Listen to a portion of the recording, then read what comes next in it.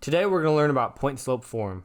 The equation is y minus y1 is equal to m times, in parentheses, x minus x1.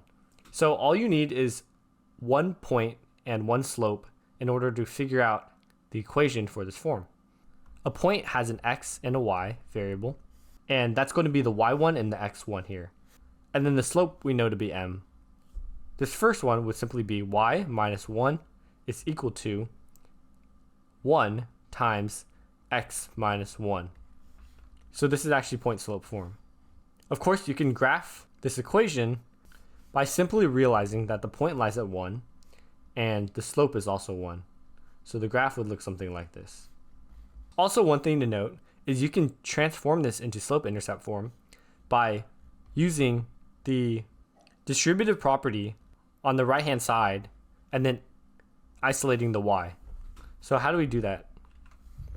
It'd be y minus 1 is equal to 1 times x is x, and 1 times negative 1 is negative 1. We add 1 to both sides, and we're going to get y is equal to x.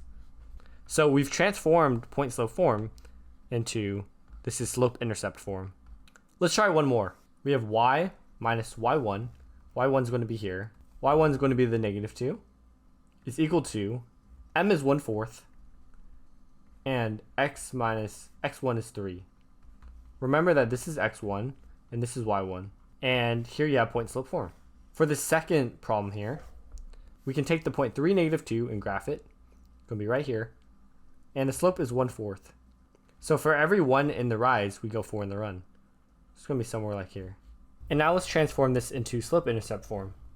We're going to have y minus negative 2 is equal to 1/4 times x is 1/4 x, and 1/4 times negative 3 is negative 3/4.